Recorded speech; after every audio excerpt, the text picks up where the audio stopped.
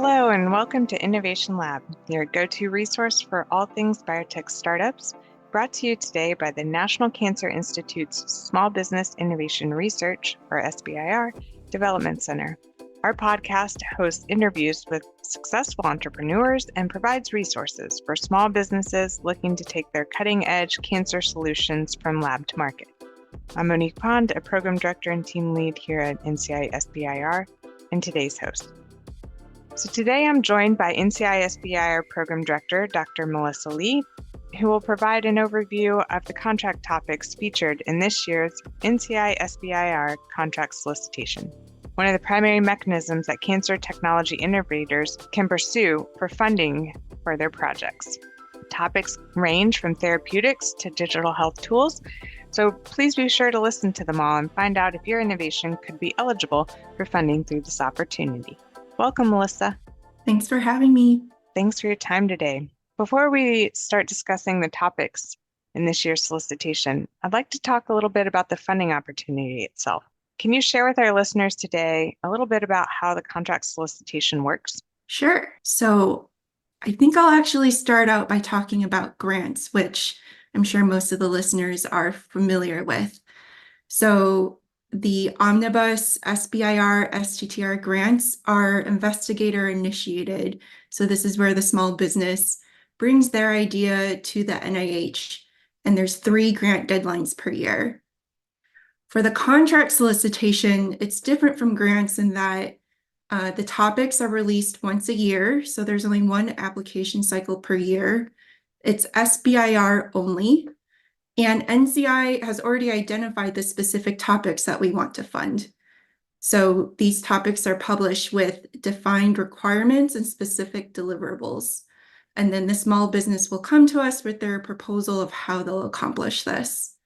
If they're selected for funding, the contracts are a legal agreement between the small business and the government with agreed upon requirements, deliverables, and a reporting schedule.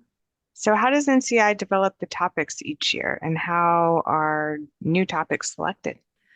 As some background, we're looking to find topics that we've determined to be important to support and want to stimulate research in.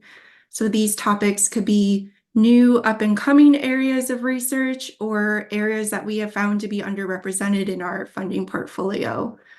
So to develop topics and select them, it goes through a nearly year-long process, and it starts with scientific experts within NCI who identify and propose potential topics, and they flesh out what you'll see in the solicitation. So what the significant unmet need is, the underlying scientific premise, and what deliverables and activities are expected. Then it goes through a round of peer review by NCI subject matter experts, as well as SBIR experts, and then it goes through 2 more levels of approval by senior leadership at NCI. So a long process to get the best topics. Thanks for explaining a little of that. Sounds like several levels of review and consideration each year for these topics. Well, now that we have some background on the funding opportunity and the process for selecting the topics, let's talk about the specific therapeutics topics this year. Take it away, Melissa. Thanks. So one of these topics is the novel delivery systems for RNA-based cancer vaccines. This topic is seeking for novel delivery platforms that would help accelerate the development of RNA-based cancer vaccines, like the title states. And the hope is that this will help answer some efficacy, safety, and manufacturability hurdles that are limiting current delivery systems. And the main goal is to develop this new delivery system and characterize their performance and assess feasibility of manufacturing scale-up. Another topic we have is the development of cancer immunoprevention agents. So I know everyone's familiar with immunotherapies, but this topic is focused on prevention. So the topic asks offers to identify well-defined high-risk cohorts of some cancer indication, and then to develop novel immunopreventive vaccines or immunomodulatory drugs for cancer prevention and interception. Then we have synthetic microbes, excluding oncolytic viruses, for immuno-oncology therapies. This topic builds upon recent research on developing synthetic microbes as delivery systems for anti-cancer therapies or as adjuvants to enhance immuno-oncology therapies. And the topic is focused on microbes like probiotics and attenuated pathogenic bacteria, but not oncolytic viruses. Another topic we have is the development of novel therapeutics for HPV-related precancer.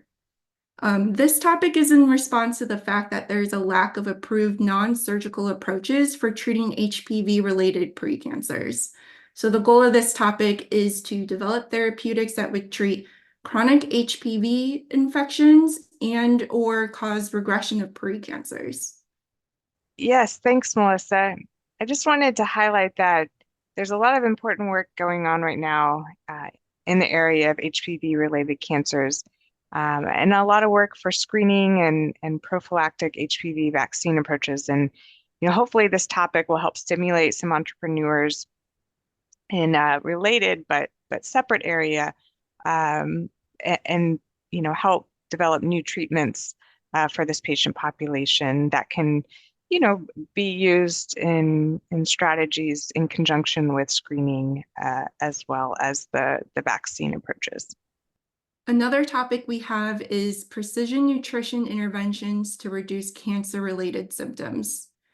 This one's all about helping patients with cancer who develop nutrition impact symptoms. This one is all about helping patients with cancer who develop nutrition impact symptoms from the cancer itself or cancer treatment. And these might affect food intake, digestion, and absorption, among many other symptoms, which then can ultimately impact cancer outcomes. The goal of this topic is to develop nutritional interventions that will alleviate these symptoms. Great, and it sounds like this topic is open to a variety of symptoms related to malnutrition. So an offerer could propose to look at a particular intervention and the symptom and include appropriate outcome measures to measure the efficacy of that. But it sounds pretty open. Is that correct? Yeah, I think some examples would be, specific meals. They're not looking specifically for like a magical pill, but actual nutritional meals that patients with cancer can eat and get all the nutrition that they need from it.